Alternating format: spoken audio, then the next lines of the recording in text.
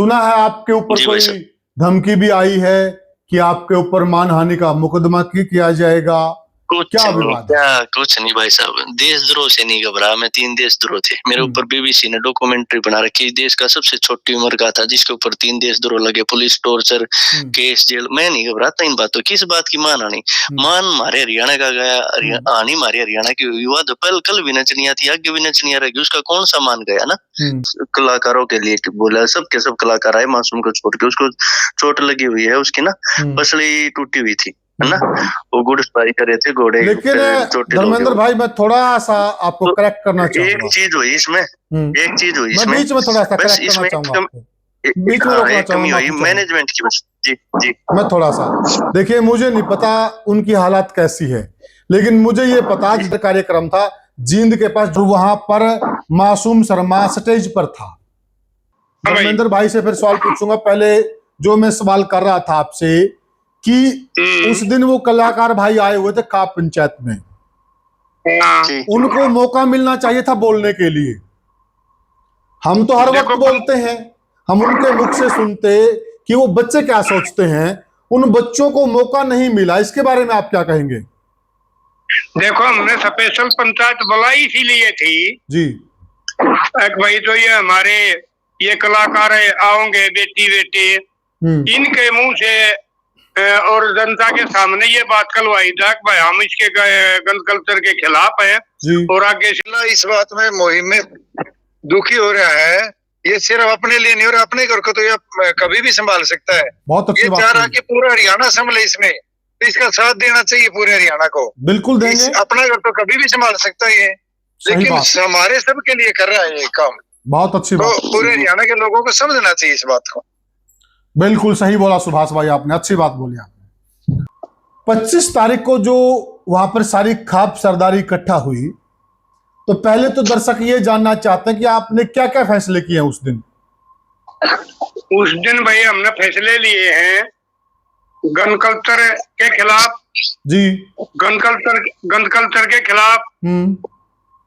और ये जो हमारे कुछ ये गौशाला और ये हमारे धार्मिक जो स्थान है उनमें कुछ हमारे मौजूद आदमी जे हाथ के ये इनको डांसरों को बुलाते थे, गंदा गाना गंदा डांस होता था, वो बैन कराया है। और भाई ये अपना नशे के खिलाफ जी बहुत से फैसले लिए हैं हमने। ये बर्दाश्त नहीं कराया जाएगा। अच्छा प्रधान जी, एक बड़ा प्रचार हो रहा है, वो भ्रांति है या जानबूझकर दुष्प्रचार किया जा रहा है? एक प्रचार ये भी चल रहा है कि आपने हुक्के को भी बैन कर दिया है, इसमें कितनी सच्चाई है? देखो, कल हम चैनल जा रहे थे और सम्मानित करने के लिए बुला रखे थे हमारी खापे जी, वहाँ हमने 3-4 मीडिएटर बुलाकर वहां भी वीडियो कर दी थी। ये इसमें संजय देशवाल और मन अलग से आज एक पोस्ट भी गिरी है 1 मिनट की जी।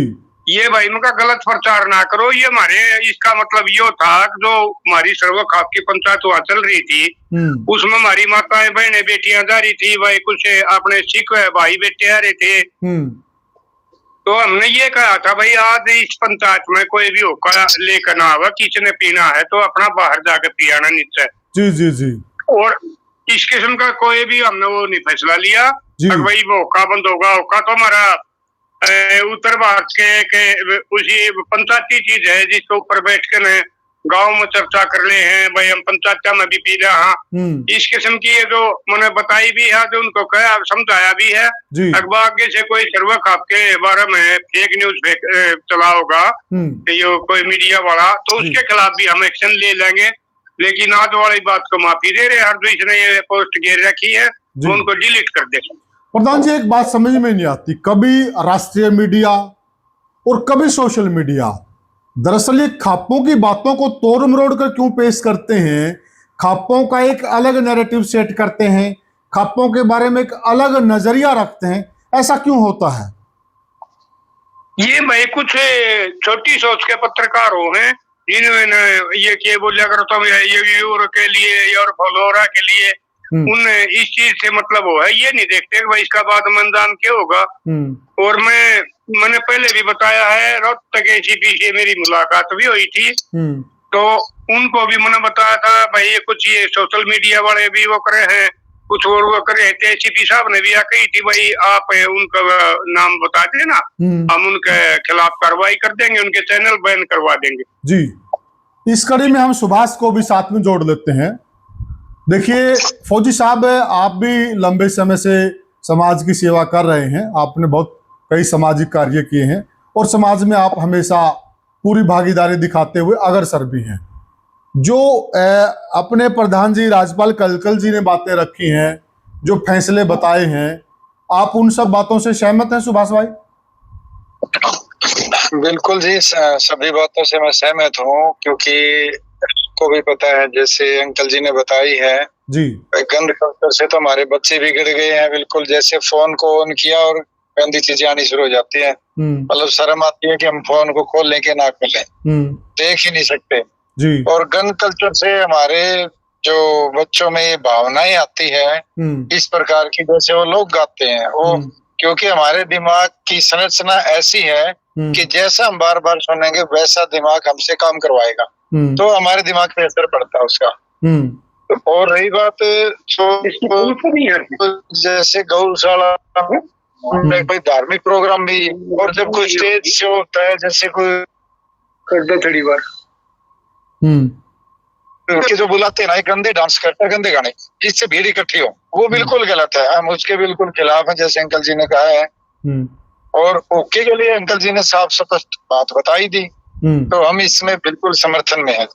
अच्छा, एक बात और कही प्रधान जी ने सुभाष जी, कि आप भी देखते हैं अक्सर ये जो सोशल मीडिया तो अभी अभी देख रहे हैं हम कुछ समय से, लेकिन राष्ट्रीय मीडिया हमेशा खापों को तालिबानी कहता आ रहा है, खापों पर एक अलग से नैरेटिव चलाता है, और अब ये सोशल मीडिया भी इस मामले में आ गया है। ऐसा क्यों हो रहा है खापों के साथ? ये जैसे अलग अलग टाइप के लोग ना, ये पार्टीबाजी में ज्यादा ध्यान दे रहे हैं जी। एक सामाजिक ताना बाना को तोड़ना चाहते हैं जी। जो हमारा सामाजिक ताना बाना है वो हमेशा से इस तरीके से आया है, जो हमारी संस्कृति को ठीक बनाता है। लेकिन आज का युग जो है वो बदल रहा है, उसके हिसाब से वो चाह रहे हैं कि ये मतलब इस तरह के हमारे ओपन माइंड रहे, इस तरह की उनकी सोच है। अच्छा, यही कारण है जी उसका। अच्छा, एक बात सुभाष भाई आपसे जानना चाहते हैं, उसके बाद हम राज्यपाल कलकल जी के पास चलेंगे। जो गन कल्चर की बात है, आपसे ज्यादा गन कल्चर को कौन समझता होगा? आपने बिल्कुल इन चीजों को बारीकी से समझा है और आपने बिल्कुल गनों को चलता हुआ भी देखा है। आप फौज में भी रहे हैं, आपने बड़ी बड़ी गनें AK-47 तक अपने हाथ में थामी है, तो आपसे ज्यादा गन कल्चर के बारे में कौन बता पाएगा? और उसके बाद की जो आपकी जिंदगी रही है उससे भी सब लोग वाकिफ हैं। तो जो गन कल्चर का एक ट्रेंड हो गया है, इस गन कल्चर ने हमारी पीढ़ी को कितना बिगाड़ दिया है? मैं सही बताऊं, मैंने भी जब ये शुरू में 2-4 फिल्में देखी ना, उन फिल्मों से ही मेरे मन में इस तरह की भावनाएं आई। अच्छा, मैं मेरी जीवन की इसी प्रकार जो ये गन कल्चर जो गाने सुनते हैं ना, इससे हमारे बच्चों में इस प्रकार की वाइब्स आती हैं, वाइब्रेशन होती है कि हम ये करें तो हमसे लोग डरे, हम ये करें तो हमारे पास ये गाड़ी हो, हम ये करें तो हमारे पास कोठी हो, हम ये करें तो लोग हमारे आगे हाथ जोड़े। तो इस तरह की भावनाएं जब बच्चों में पैदा होती है, तो फिर वो बच्चे ना माँ की सुनते ना बाप की, क्योंकि माँ बाप तो कभी नहीं चाहेंगे कि हमारा बच्चा इस तरह की बात करे। और वो बच्चा फिर और लोगों के चक्कर में आके, और जब कोई गन दिख जाती है, लड़ाई झगड़े में जाता है, तो उन गानों के असर को देख के ही वो उनके साथ होता है, और जो आगे होते हैं वो भी उन्हीं से होते हैं। अच्छा। कई जगह होते हैं मामले होते हैं कि कोई मतलब किसी बात पे लड़ाई हो, किसी बात पे कोई दिक्कत आए, वो तो कोई होता है, बाकी तो ज्यादातर बच्चे है ना, इनको देख के ही बिगड़ते हैं जी। अच्छा प्रधान जी, मैं राज्यपाल कलकल जी के पास जाना चाहूंगा। प्रधान जी, जो आपने फैसले लिए हैं, क्या आपको उम्मीद और भरोसा है कि ये फैसले लागू होंगे समाज पर? हाँ, भरोसा है। कल कितने कलाकार आ रहे थे वहां पर, सबने सबने आश्वासन दिया है। और ये बात मैंने वहाँ पंचायत में भी बता दी थी बहुता के जो ना मेरे पास फोन आए हैं। और मैंने उनको फिर कल पंचायत में भी जो अपना परसों हाथ जोड़ कर फिर कही भाई मैं एक बार फिर मेरी अपनी बहन बेटियों से अपील करूं हूँ भाई इस गंदपने की दुनिया से बाहर आ जाओ और जो हमारी संस्कृति है और भाई हमारे संस्कार हैं उस दुनिया में जियो। अगर नहीं मानते तो भाई फिर धर्मेंद्र मेरा उसमें आ रहा है। धर्मेंद्र ने भाई मेरी मुहिम को आगे बढ़ाया है। वो फिर वो धर्मेंद्र जाने भाई किस तरह से करेगा, मैं तो कुछ उसका बारे में कह नहीं सकता। मैं तो हाथ जोड़ के पहले समझाता रहा और हाथ जोड़ के ही आगे समझाऊंगा। और जब से मेरा बेटा धर्मेंद्र मेरा संपर्क में आया है तो मेरे को पूरी आशा हुई है हमारी जीत होगी, हम इस पर काबू पावांगे। और अगर हमने फिर कोई पंचायत करने की जरूरत पड़ी तो हम आगे से और भी सर्वक आपकी पंचायत बुलाएंगे। अच्छा प्रधान जी, एक कड़वी बात मैं भी कहना चाहूंगा आपको। देखिए, मैं सदैव खाप सरदारी का सम्मान करता हूं, करता रहूंगा, और मैं खाप सरदारी को हमेशा सरकार से भी ऊपर मानने वाला व्यक्ति हूं, और शायद इस बात को आप भी समझते होंगे। लेकिन 25 तारीख को मैंने खाप सरदारों का जो व्यवहार देखा उसको लेके मैं थोड़ा सोचने पर मजबूर हुआ। मुझे ऐसा लग रहा है कि खाप सरदारों के अंदर भी एक बीमारी आ गई है, भाषण देने की बीमारी, बोलने की बीमारी, जान पहचान बनाने की बीमारी। मतलब वो भी अब एक शो करने लगे जिसको हम इंग्लिश में बोलते हैं शो ऑफ, यानी कि दिखावा। प्रधान जी, ये देखिए, जब खाप सरदारी की पंचायत होती है उसमें खाप सरदार बोलते हैं और सब लोग सुनते हैं। उस दिन खाप सरदारी के साथ साथ कलाकारों को भी बुलाया गया था, और कलाकारों के लिए एक समय निश्चित करना चाहिए था ताकि वो बोले और खाप सरदार सुने, देखें, समझे कि उन बच्चों के दिमाग में क्या चल रहा है, क्यों वो गलत रास्ते पर गए हैं और वो अच्छे रास्ते पे आना चाहते हैं क्या। और मैं धर्मेंद्र भाई पहले से प्रधान जी लाइन पे थे, सुभाष भाई लाइन पे थे, सबका ये मानना है कि ये जो मुहिम शुरू हुई, बहुत बढ़िया मुहिम शुरू हुई है। और जो खाप सरदारी में मैं एक सवाल प्रधान जी से किया था मैंने, प्रधान जी धर्मेंद्र भाई से फिर सवाल पूछूंगा। पहले जो मैं सवाल कर रहा था आपसे कि उस दिन वो कलाकार भाई आए हुए थे खाप पंचायत में, उनको मौका मिलना चाहिए था बोलने के लिए। हम तो हर वक्त बोलते हैं, हम उनके मुख से सुनते कि वो बच्चे क्या सोचते हैं, उन बच्चों को मौका नहीं मिला। इसके बारे में आप क्या कहेंगे? देखो, हमने स्पेशल पंचायत बुलाई इसीलिए थी जी भाई, तो ये हमारे ये कलाकार आओगे बेटी बेटे, इनके मुंह से और जनता के सामने ये बात कलवाई जाए भाई हम इसके गंद कल्चर के खिलाफ हैं। और आगे से हमें जिसको हमने मौका दिया उसने हर एक ने यही बात कही, आगे से हम कोई भी ऐसा गाना या ऐसा अश्लील डांस नहीं कराएंगे जिससे हमारे समाज को कोई क्षति पहुंचे। तो इसलिए थोड़ा भाई हमारे कुछ खाप प्रधान हैं और ये कोई भाई उसे मौजूद आदमी है, वो थोड़ा कैमरे में ज्यादा मनन लगे और उन बच्चों को टाइम कम मिला। और भाई मेरे को कई ने शिकायत भी करी, फिर धर्मेंद्र का भी फोन आया, बोला ताऊ जी क्या कर रहे हो, मैं कहा भाई क्या करें, भीड़ इतनी होगी इस भीड़ के हम इस पर काबू नहीं पा सकते, वैसे हमारा प्रोग्राम बढ़िया रह गया। तो उन बेटा हम कभी फिर मौका देंगे, हम थोड़ा छोटा लेवल की पंचायत कराएंगे और सभी को हम फिर से मौका देंगे, पंचायत हम फिर जल्दी ही बुलावाएंगे दूसरी। तो प्रधान जी, क्या जो बच्चे आए थे हमारे उसमें पंचायत में, क्या वो आपको नहीं लग रहा कि वो नाराज होकर गए हैं? अगर आगे हम उनको बुलाएंगे तो वो एक नाराजगी का सवर जाहिर करेंगे। हाँ, मेरे कई ने मेरे को शिकायत करी है, धर्मेंद्र के भी फोन गए पंचायत के बीच में मेरे पास कई बार है, ताऊ जी क्या करे, हम कहा भाई भीड़ इतनी होगी, धर्मेंद्र कोई चारा नहीं चल रहा, कोई काबू नहीं चल रहा। और आज का ये प्रोग्राम भाई हमने इतनी भीड़ देखी नहीं है, तो एक किस्म की रैली हो रही थी, तो उन बच्चों ने हम कभी फिर मौका देंगे और सबको बुलवाएंगे।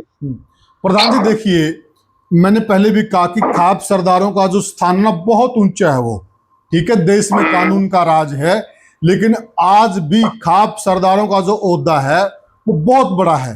तो क्या खाप सरदारों का ये कर्तव्य नहीं बनता था कि वो बड़ा दिल दिखाएं और बच्चों को सुने उस दिन? वो बनता है, हमारा फर्ज है, हम बड़े हैं, हम इसके अगुआ है। अब ये मन मुहिम छेड़ रहा कि साल से भाई पहले धर्मेंद्र ने मेरा साथ दिया, फिर भाई जवान बच्चे बहुत से जुड़ के, तो हम तो ये बुढ़े तो सिर्फ रास्ता दिखाने के, हाँ जो जमीनी कार्रवाई करेंगे वो तो जवान बालक करेंगे ना। ठीक बात। इसलिए उनको मौका देना चाहिए था। और भाई पहले हमारी कोई मीटिंग होगी तो उसमें मैं समझाऊंगा उनका प्रधान। मैं नहीं बोला, तू कुलदीप वही था, मैं तो सिर्फ एक बार ये धर्मेंद्र का फोन गया, जो 2 मिनट बोला था ना, मैं छाप कर दिया था भाई, मन ने कह दी ठीक, मैंने कोई जरूरत नहीं है स्टेज पर बोलने की, मेरे तो वैसे लोग जुड़े हुए हैं, उनसे फिर बात कर लूंगा। लेकिन भाई उनका क्या करा, जो फोटो तुरवाने था हर भाई अपनी हाजिरी दर्ज कराने था। तो सुभाष भाई आपकी क्या राय है इस बात पे, जो प्रधान जी ने कहा है, इस विषय पे आपकी क्या राय है? कि युवा बच्चों को मौका मिलना चाहिए था, कलाकारों को मौका मिलना चाहिए था। देखो, कलाकारों से तो इतना ही पूछना था भाई, आगे आप इस तरह के गाने गाओगे, लिखोगे, राइटर भी गायकार भी, वे ना करो ऐसा काम। वो अपने अपना 1-1 मिनट के भाषण दीजिए कि नहीं करेंगे। अगर वो 5-5 मिनट लगाए तो आप बहुत लोग हैं, व्यवस्था खराब हो जाएगी। और अभी भी व्यवस्था थोड़ी सी कम थी, क्योंकि जो खाप पंचायतें आई थी उनके लिए बैठने के लिए अलग। अब की बार मैं जाऊंगा और वहां पे हम करेंगे, व्यवस्था करेंगे अच्छे से, किसको कहाँ बिठाना, कितना एक मुकम्मल टाइम देंगे कि इतने मिनट में अपनी बात खत्म करो, टू द पॉइंट, तो जाके बात बनेगी। कि जिसमें खाप पंचायतों के जो मुखिया है उनको भी 2-2 मिनट का टाइम मिलना चाहिए, और जो कलाकार उनको भी मिलना चाहिए। उनसे ज्यादा भाषण की जरूरत नहीं होती, उनसे तो सिर्फ ये कहना है कि हम आपकी बातों से सहमत है, हमारी खाप पंचायतें जो कर रही है वो अच्छा कर रही है, धर्मेंद्र हुड्डा ने जो अभियान चलाया है वो अच्छा चलाया है, ये हमारे समाज के हित में, हमारी बहू बेटियों के हित में जी, तो हम आगे से नहीं करेंगे। 1-1.5 मिनट की बात है, तो जैसे मेरी बारी आई सहार की तरफ से बोलने की, तो मैं शायद 1 मिनट बोला होगा। हाँ बिल्कुल बिल्कुल। मैंने इतना ही कहा कि धर्मेंद्र हुड्डा की ये जो पहल है अच्छी, और इसको हम नीचे नहीं आने देंगे, इस मुहिम को आगे लेके जाएंगे, बस सीधी बात है। धर्मेंद्र भाई आपकी क्या राय है? मेरी भाई साहब ये राय है, देखो मैंने 2 दिन पहले भी बात हुई थी, और मेरी तो बस यही बात थी, मैं क्या है, लोग बहुत ज्यादा आएंगे, बहुत ज्यादा लोग आएंगे, बेशक जंतर मंतर का प्रोग्राम हो, मैंने कम है ना, मैंने अपने जितने सर्कल के दोस्त थे, क्योंकि टाइम भी 5 दिन का मिला, अगर जो 15-20 दिन का टाइम मिलता मैं और 20-30 हजार अपने युवा साथी सब कर देता, क्योंकि मैंने एक तो कलाकारों के लिए बोला, सबके सब कलाकार आए, मासूम को छोड़ के, उसको चोट लगी हुई है, उसकी ना पसली टूटी हुई थी, है ना, वो घुड़सवारी कर रहे थे घोड़े। लेकिन धर्मेंद्र भाई मैं थोड़ा सा आपको करेक्ट करना चाहूंगा, एक चीज हुई इसमें, मैं बीच में थोड़ा सा करेक्ट करना चाहूंगा, बीच में रोकना चाहूंगा, मैनेजमेंट की बस। जी मैं थोड़ा सा, देखिए मुझे नहीं पता उनकी हालात कैसी है, लेकिन मुझे ये पता, जिस कार्यक्रम था जींद के पास, जो वहां पर मासूम शर्मा स्टेज पर था, आज प्रोग्राम था ये।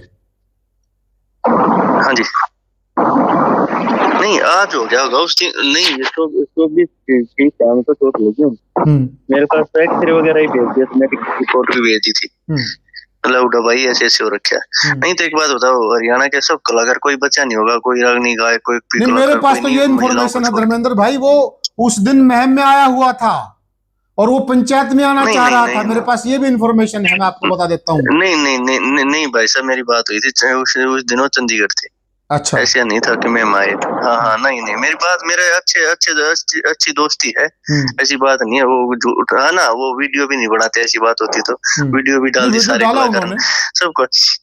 हाँ वीडियो भी डाली। एक कमी रही इसमें, पता क्या है, क्योंकि ये पता नहीं था कि कंट्रोल से बाहर एकदम इतनी चीजें हो जाएंगी। पहली बार कर रहे थे हमारा भी अनुभव नहीं था। हाँ आप देखोगे, आप जो वीडियो देखोगे धर्मेंद्र भाई, वहां प्रधान जी थे, प्रधान जी ने भी बहुत काम किया, सुभाष भाई ने भी बहुत काम किया, हम भी वहां स्टेज संभाल रहे थे, प्रधान जी को सारी चीजें मालूम है, बहुत हमने प्रयत्न किए। और लास्ट मोमेंट पे तो प्रधान जी तो फैसला लेने चले गए थे, प्रधान जी को शायद वीडियो देखेंगे तब पता चलेगा, प्रधान जी और कमेटी फैसला लेने चली गई थी। उस वक्त वहां पर दंगल पाट गया था भाई साहब। वहां देखो, मैं प्रशंसा करूंगा वीर साहू की, उस मौके पर वीर साहू ने बहुत बढ़िया काम किया, सुभाष भाई भी वहां पर थे, हम सब लोगों ने वो मिलकर उस चीज को संभाला और दोबारा से पंचायत जम गई। नहीं तो एक बार तो बहुत एक बार क्या, हाँ दुनिया साहब क्या बात हुई थी, क्या है, लोग फैसला सुनने आए थे, यस है ना यस भाई, क्योंकि वो सब बातें तो सुन रहे थे, लोग ये चाह रहे थे बड़ा जबरदस्त यहाँ से फैसला होगा, फैसला सुनना आए थे, फैसला हो गया।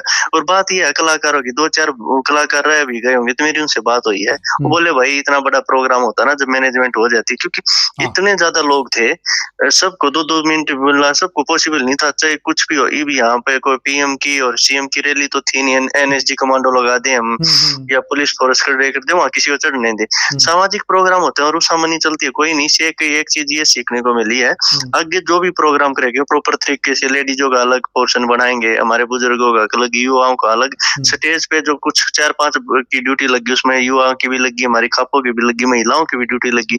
तो इसमें क्या है, महिलाओं की महिला देखें तो 8-10 लोग प्रॉपर मैनेजमेंट के साथ अगला प्रोग्राम करेंगे, तो ठीक है, ये अच्छा रहा, सक्सेस रहा। और ऐसे टाइम में भाई साहब अगर जंतर मंतर का ऐसा पीक पे था, तो ये लगा ले जंतर मंतर के बाद देश के सबसे ज्यादा लोग वहां इकट्ठे थे, मैं 24वीं पूरे देश के अंदर का माहौल था ये, चाहे जंतर मंतर अच्छा अपने पास थे, ऐसे टाइम में लोग आना ना बहुत बड़ी बात थी, सफल प्रोग्राम था, बिल्कुल सफल प्रोग्राम था। हाँ नहीं, टॉप क्लास प्रोग्राम है जी, इसमें कोई दो राय नहीं भाई साहब, और ये हम सबकी मुहिम थी भाई साहब, ये रंग भी लाई, ठीक है, हम सब इसमें जुटे हुए थे लगातार। मैं क्या जी, मैंने पूरे तो मैं हल्के के जितने सरपंचों की लिस्ट मंगा ली थी, मेरे 2 दोस्त, मेरे अच्छे दोस्त है ना सरपंच मोकरे वाले दोनों, उनसे लिस्ट मंगवा ली थी। मैं ब्लॉक के सरपंचों को फोन किया, मैं ब्लॉक के ना उसके गुआना ब्लॉक के सरपंचों को फोन किया, सबके सब वो आए, जितने युवा थे सबकी ड्यूटी लगाई, कलाकारों की, क्योंकि फोन में पिछले 5 दिन में लगा था, मेरे को ये था खापो की तरफ से निश्चिंत हो गया था मैं कि हमारे बड़े बुजुर्ग खापो को सब बुला ले, मैंने फोकस करा, जितने भी कलाकार थे वो, जितने युवा थे, जितने सरपंच थे, उनको पर्सनल फोन किया, मैं कहीं उनको मैं बुला दूं खापोगा, तो हमारे बड़े बुजुर्ग में कहा ताऊ कल जी लग रहे हैं, अपने आप लग ही रहे थे, और अपने वो हाँ अपने क्या है देशवाल खाप से हैं अपने प्रधान जी, हाँ संजय देशवाल जी लगातार लगे रहे थे, हमारे कोऑर्डिनेटर हैं जो, और सुभाष नंबरदार जी जो अध्यक्षता कर रहे थे, वो अपने लगातार लगे रहे। मैं खापो की तरफ से निश्चिंत हो गया था, मैंने सारा फोकस किया सरपंच पूर्व सरपंचों पे, उनकी लिस्ट, उनको फोन करना, सब कलाकारों से, और युवा साथी थे मेरे, उनकी ड्यूटी लगानी, जितने गौ सेवक गाँव के खोल रखे उनको सबको फोन किया।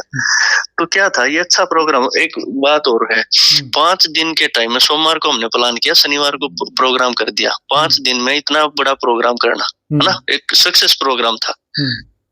अच्छा, एक क्वेश्चन और है धर्मेंद्र भाई, सुना है आपके ऊपर कोई धमकी भी आई है कि आपके ऊपर मानहानि का मुकदमा किया जाएगा, क्या विवाद? क्या कुछ नहीं भाई साहब, देशद्रोह से नहीं घबरा मैं, 3 देशद्रोह थे मेरे ऊपर, बीबीसी ने डॉक्यूमेंट्री बना रखी, देश का सबसे छोटी उम्र का था जिसके ऊपर 3 देशद्रोह लगे, पुलिस टॉर्चर केस जेल, मैं नहीं घबराता इन बातों, किस बात की मानहानि, मान मारे हरियाणा का गया, हानि मारी हरियाणा की युवा, तो कल भी नचनिया थी, आगे भी नचनिया रहेगी, उसका कौन सा मान गया ना, मान हानि तो हमारी संस्कृति की हुई, हानि भी मान भी मारा घटा भाई साहब, ये फद्दू बात है इनका, तो यही काम है बकवास करना।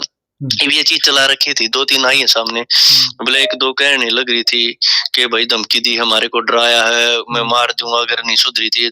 उनने ये बात नहीं बताई, वो अपने बच्चों की कसम खा के समाज के सामने आ जाए। मैंने पहले उनको ये कहा था, देखो तुम्हारे बच्चे बोले हम गरीब परिवारों से हैं, हमारे बच्चे कैसे पढ़ेंगे, मैंने उनको ये कहा था परमात्मा कसम, मैंने आज वीडियो भी डाली उनको, मैंने 3 लड़की ऐसी थी जो नाच ऐसा नंगा नाच कर दी जिनके बच्चे, मैंने उनको ये कहा था तो आप अपना अकाउंट नंबर दे दो, हर महीने 40-50 हजार रुपए आपके अकाउंट में डलवा दिया करेंगे, अच्छा। संस्कृति बचेगी, स्वाभिमान से और इज्जत से। हाँ मैंने बोल रखा आप उनको फोन करो अगर वो मना कर दें तो। मैंने प्रिया को भी बोला था, ये मयूरी और ये लड़की, इनको तीनों को जो ये नहीं वो करी थी, वो बोला था मैं आपके अकाउंट में हर महीने 40-50 हजार रुपए डलवा करूँ, अपने बच्चों को पढ़ाओ, ये करो, संस्कृति भी बचेगी, स्वाभिमान और इज्जत की जिंदगी। अगर 1 महीना भी नहीं आए ना किसी महीना, तो आप जो मन करो नंगा नाच करना।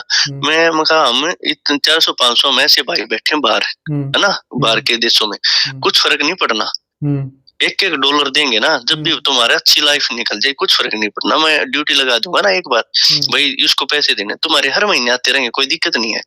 तो क्या है वो चीज नहीं बताई, फिर लास्ट में फिर ऐसी बात हुई, फिर तो 100 तरह की चीजें चलती, वो बात भी तो बतानी चाहिए थी, हमारे को ये बात भी बोला।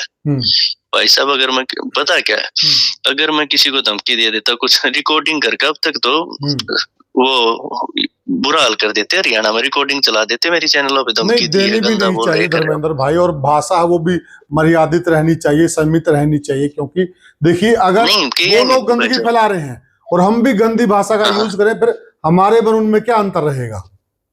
नहीं, एक दिन मैंने मुंह से निकला था, उस दिन आप सब ने मेरे को समझा के उसको डिजिटल ज्वार बोल दिया, तो मैंने उस दिन के बाद डिजिटल देविया बोल रहा हूँ। बिल्कुल सही बात। उस दिन के बाद अब सब सुना ही नहीं होगा आपने।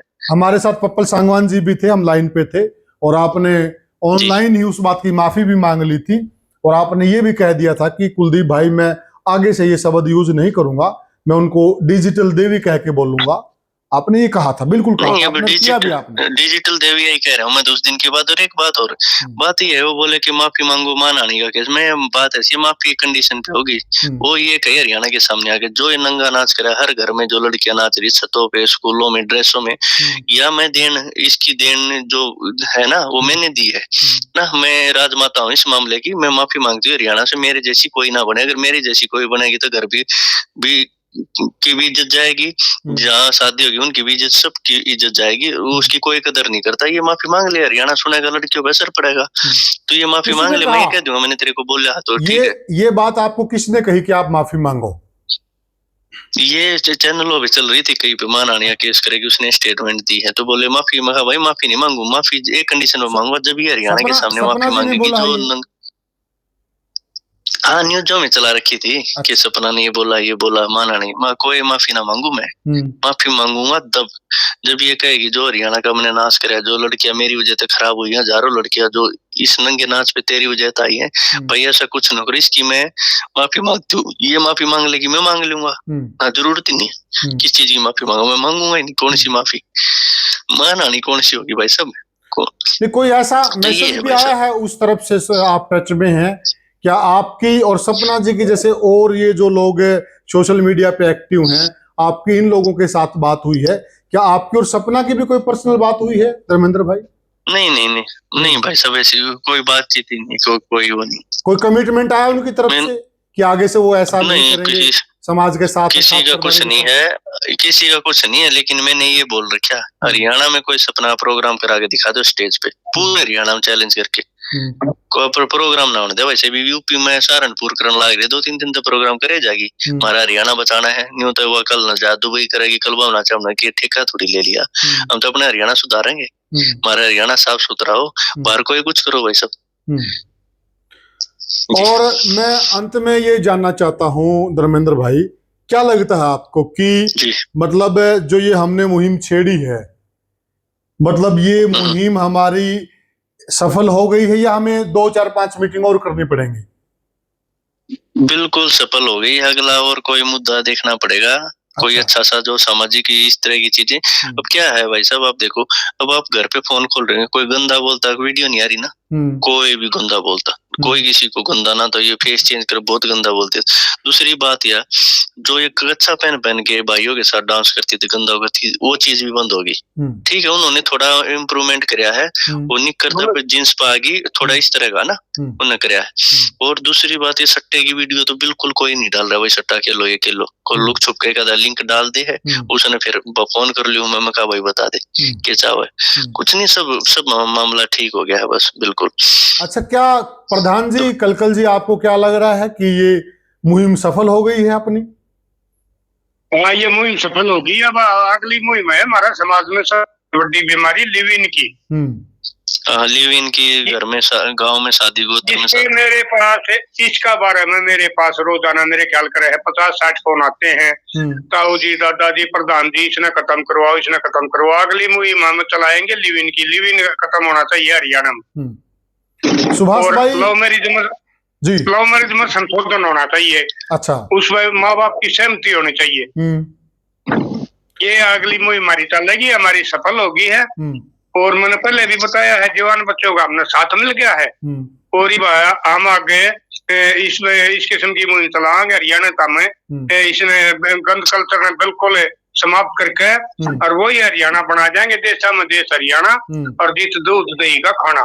अच्छा प्रधान जी, मैं एक चीज और जानना चाहूंगा, क्या सरकार से आश्वासन मिला खापों को कि सरकार इस मामले में खापों के साथ है? नहीं, अभी तक नहीं मिला है। हमें जरूरत पड़ेगी तो हम सरकार से मिलेंगे। अरे तो सरकार ने हमारा साथ देना पड़ेगा जी। पुनिया साहब, आज बहुत अच्छी खबर आई है सरकार की तरफ से, और इसकी पॉलिटिकल कुछ खबरें आई हैं। गीता बुक्कल समेत कई विधायकों ने, जो लेडीज विधायक है ना, फीमेल हमारी विधायिका, उन्होंने स्टेटमेंट दी है, गंदापन, ये जो गंद फैला रहे हैं, ये बिल्कुल बंद होना चाहिए। और जो महिला आयोग की जो चेयरमैन हरियाणा की, उसने भी स्टेटमेंट दी। आज मैं देख रहा था, न्यूज में आई हुई है कि हरियाणा में किसी भी तरह से गंदगी नहीं से पनपने देंगे, और गंद कल्चर है जो ये अब बर्दाश्त नहीं करेगा हरियाणा। सुभाष जी, आप जो महिला आयोग की चेयरपर्सन, आप उनसे मिलके भी आए थे पीछे, चंडीगढ़ में आपको स्पेशल बुलाया गया था, और आपकी भी काफी सामाजिक विषयों पे उनके साथ चर्चा हुई थी। आपको लगता है कि जो, और आप बताएं वो क्या करना चाहती है? उषा प्रियदर्शनी नाम है उनका, जो महिला आयोग की चेयरमैन अभी बनी है रेणु भाटिया के बाद जी। और मैं मिल के, मेरी विस्तार से चर्चा हुई है, क्योंकि GICS हमारा एक NGO है ऑल इंडिया लेवल का जी। उसमें मैं एज इंस्पेक्टर के पद पे हूँ, और उस टाइम में हरियाणा का अध्यक्ष होने के नाते वहां पे मुलाकात करके आया था जी। तो उन्होंने मुझे आश्वासन दिया बहुत के लिए, बच्चों की सुरक्षा के लिए, लेकिन हमारे लिव इन पे कोई चर्चा नहीं हुई, लव मैरिज पे कोई चर्चा नहीं हुई। जैसे अंकल जी कह रहे हैं, कल जी, कि लिव इन तो है ही गलत, लेकिन लव मैरिज में क्या कि लव मैरिज करो बच्चे, लेकिन अपने माँ बाप की सहमति से करो जी। अपने लव मैरिज में बच्चे आपस में ढूंढो, कोई दिक्कत नहीं, लेकिन उसमें दो बातों का ध्यान रखे, एक तो अपने गोद का बच्चा ना ढूंढे, और एक अपने गांव में गोद गवांड। हाँ जी, हाँ जी, जो जैसे गवांड अपने जैसे 4 5 10 10 एक ही गोद के गांव होते ना, वो एक ही गांव मान लो, उनमें ना करें और अपने गोद में ना करें, तो बस बाकी लव मैरिज करे, अपने माँ बाप की सहमति से करे, दिक्कत क्या है इसमें? तो दोबारा आप सहमति देते हैं। सुभाष भाई, दोबारा जब आप उषा जी से मिलेंगे, तो क्या जो हमारे खाप के प्रधान है राज्यपाल कलकल जी, उन्होंने एक सुझाव दिया है, क्या आप इन विषयों पर उनके साथ चर्चा करेंगे? हाँ जी, मैं अब की बार, अब जब भी हमारी मीटिंग होगी ना, और पहले तो हम खुद चर्चा करेंगे आपस में बैठ के, कि मैं क्या लेके जाना चाहिए उनके पास, भाई हमें ये करना है, तो वो सब पहले हम इकट्ठा होके बात करेंगे। उसके ऊपर जो मोहर लगेगी, जो ये अपने खाप पंचायत के जो बुजुर्ग हैं, ये जो मोहर लगाएंगे, उसको लेके मैं जरूर जाऊंगा, अपने NGO की तरफ से भी जाऊंगा, और खाप पंचायत के जो आदमी उनको लेके जाऊंगा साथ में। बहुत अच्छी बात, बहुत। तो सुभाष भाई, आपको क्या लगता है, ये अपनी जो मुहिम थी, ये सफल हो गई है? ये मुहिम वैसे तो सफल हो गई है, क्योंकि अब वो चीजें देखने को नहीं मिल रही है हमें फोन पे, टीवी पे, लेकिन थोड़ा सा इस पे और वर्क जरूर करेंगे, इसको छोड़ेंगे नहीं। जैसे ही छोड़ेंगे ढीला, तो धीरे धीरे फिर कोई पैदा होने लग जाएगा इस प्रकार। इसको थोड़ा सा संभालते रहेंगे, इसको मैनेजमेंट करते रहेंगे ना, तो तब काम चलेगा। फिर मान लो 1 साल तक मैनेज कर लिया ना हमने, उसके बाद धीरे धीरे लोग भूल जाएंगे फिर इस बात को, और लोग अच्छी अच्छी चीजों पे आ भी जाएंगे जी। मैं तीनों मेहमानों का स्वागत करता हूं। आप कुछ और तीनों मेहमानों में से कोई खास बात करना चाहता हूं, उसके बाद हम चर्चा का अंत करेंगे। किसी को कुछ और कहना हो तो फिर मैं 1-2 मिनट और आपको टाइम दूंगा, उसके बाद हम चर्चा का अंत करेंगे, या चर्चा का अंत कर देंगे। मैं सुभाष सऊदी बेटे को कहना चाहता हूँ जी, ताकि ये हम मुहिम को रोकेंगे नहीं, मुहिम हमारी चालू रहेगी, क्योंकि सोशल मीडिया पर बच्चों ने मेरे को चला रखा है, मैं वीडियो बनवाते रहे मेरे पे हर चर्चा पे, तो इसी किस्म की कोई शिकायत मिली तो मैं फिर वीडियो बनाऊंगा, और भाई फिर हम अपनी फिर पंचायत बुलावांगे, और उसके खिलाफ फिर हम कार्रवाई करांगे। भाई पंचायतों के पास तो एक ही इलाज हो, ना तो हम जज होते, ना हम भाई पुलिस होते, उसने भाईचारा समझावांगे, या फिर उसका सामाजिक बहिष्कार कराया था, या और कोई भी फार्मूला अपनाया था, लेकिन इसको तो हम दोबारा से पनपने नहीं देंगे। बिल्कुल, बहुत सही कहा आपने। और प्रधान जी, अभी भी हम जो बात कर रहे हैं, सुभाष भाई, प्रधान जी, अभी भी जो हम बात कर रहे हैं ना, अभी भी तो हम उसी मुद्दे पर चर्चा कर रहे हैं, अभी भी तो हमारी ये मुहिम चालू है। यस। कुलदीप भाई, मेरे जो इंटरव्यू हुए थे ना इनके बारे में, गन कल्चर और गंद कल्चर के बारे में मेरे इंटरव्यू हुए थे, मैंने काफी आधा आधा घंटा तक बोला है खूब आप बिल्कुल अच्छे बोला से सुभाष इनको। भाई, आप मैं कई दिन से मैं बोल रहा हूँ इनके लिए, बिल्कुल बोल रहे हैं ऐसा आप, नहीं करना चाहिए इनको। बिल्कुल हाँ जी, बोल मेरे रहे पास हैं अलग अलग कईयों के हिस्सों में फोन से। भी आए कि आप इसको क्यों छेड़ रहे हो, कईयों के फोन आए। मैंने फोन कहा भी आए आपके ये पास? तो देखो बात नैतिकता नहीं बनती ना आपकी, मैंने बोला उनको। जी जी। धर्मेंद्र भाई और अब चर्चा मुझे का अंत पता करें। चला धर्मेंद्र भाई ने स्टार्ट कर दिया तो मुझे अच्छा लगा इसका, ये बहुत अच्छी बात है। देखिए क्या था, जी, जी। आप सुभाष भाई, जो अपने प्रधान जी हैं राजपाल जी, ये हमेशा इस मुद्दे पे बोलते रहे हैं, हम भी बोलते हाँ रहे जी, हैं, मैं सुनता हूँ इनको। अपने चैनल पे भी कई सारे वीडियो हैं इस मुद्दे को लेकर। और धर्मेंद्र भाई ने एक मुहिम लगातार स्टार्ट करी, बहुत अच्छी मुहिम स्टार्ट करी। और अब हम सबका मकसद एक है, हम इस लड़ाई को मिलकर लड़ रहे हैं। मिलकर लड़ने में और ज्यादा मजबूती होगी। कोई किसी हिस्से से आता है, कोई किसी हिस्से से आता है, सबकी मुहिम है, अच्छा काम है। जो भी समाज और खाप सरदारी अपनी ड्यूटी लगाएगी, उस ड्यूटी के लिए हम दिन रात खड़े रहेंगे, सभी का ऐसा मानना है। यही बात है प्रधान जी? हाँ यही बात है भाई जी बिल्कुल बिल्कुल पुनिया साहब है, हम तो हमारी खापों के एक सिपाही हैं, उनका एक नौकर बन के हमारे बड़े बुजुर्गों के जो हमें आदेश देंगे वो करते रहेंगे। अरे नहीं तो सीखी है, ये लगातार मुद्दे उठा रहे थे, हम नहीं तो सीखी है। और ये इनको फिर भी हमारी पीढ़ी से जो पहली 2 पीढ़ी पहले देखी हमारे बुजुर्ग, इनको फिर भी ज्यादा हमारी संस्कृति को और इन चीजों के बारे में पता। हमने तो तब भी चलो मॉडर्न चीजें देखी, हम भी अब भी बाहर बैठे हैं यहाँ तो और ज्यादा ऐसा सिस्टम है। लेकिन हमारे बड़े बुजुर्ग जो आदेश करेंगे हम तो वहीं तैयार मिलेंगे, हम तो इनके सिपाही बन के काम करें जी। बहुत बढ़िया बात जी। तो साथियों अब चर्चा का अंत करते हैं, और चर्चा का अंत हम इस विषय के साथ करते हैं। खाप सरदारी ने हमेशा समाज को दिशा और दशा देने का काम किया है, और आज भी हमारी खाप सरदारी बहुत अच्छा काम कर रही है। मैं पहले भी कहता रहा हूं कि किसी खाप का प्रधान गलत हो सकता है, महत्वाकांक्षी हो सकता है, राजनीतिक इच्छाओं वाला हो सकता है, परंतु हमारी खापें ना पहले गलत थी, ना आज गलत हैं, ना आगे गलत होंगी। ना हमारी खापों के उद्देश्य पहले गलत थे, ना आज गलत हैं। खापों ने हमेशा खाप का सिरमौर बनने का काम किया है, और हमने भी जो सीखा है वो खाप सरदारी से सीखा है, और हम हमेशा खाप सरदारी को नमन करते हैं। जो भी खापें हमें आगे भी आदेश देंगी, हम खापों के आदेश का पालन करेंगे। जो भी वो मुहिम छेड़ेंगी, उस मुहिम में हम सब मिलकर एक खाप का सच्चा सिपाही होने के नाते काम करते रहेंगे। ये तो हमारा सौभाग्य है कि कलकल साहब जैसे और हमारे जो और अन्य खापों के प्रधान हैं, सुभाष भाई अनुभवी हैं, हमें इनका मार्गदर्शन हमेशा मिलता रहता है। हम जैसे और धर्मेंद्र भाई जैसे लोगों को हमेशा मजबूत करता रहता है। तो साथियों, बहुत जरूरी मुद्दा है ये मुद्दा ना अकेली खापों का है, ना अकेला धर्मेंद्र हुड्डा भाई का है, ना कलकल जी का है, ना सुभाष जी का है, ना कुलदीप पुनिया का है, ना किसी अन्य का है। ये मुद्दा आप सब लोगों का है। आप सब लोगों की भी इस यज्ञ में आहुति चाहिए। आप घर बैठकर इस मुद्दे को सपोर्ट कीजिए, वीडियो शेयर कीजिए, लाइक कीजिए, अपने कमेंट लिखिए, और जब हम आपको बुलाएं किसी मीटिंग में, वहां अपनी हाजिरी और दर्शाइएगा। तो ये मुद्दा है, मजबूत होगा, और अन्य भी जो समाज के अंदर कुरीतियां फैल गई हैं उस पर भी खाप सरदारी एक एक करके हर मुद्दे पर संज्ञान लेगी, और निश्चित ही हमारी विजय होगी। एक बार हम वो दोबारा से वो हरियाणा, वो दोबारा से वो भारत कायम कर देंगे जो सभ्यता और संस्कृति के लिए जाना जाता था। तो साथियों, बहुत अच्छी चर्चा हुई, कमेंट सेक्शन में बताइएगा। फिर मिलेंगे किसी और मुद्दे पर, तब तक के लिए राम राम।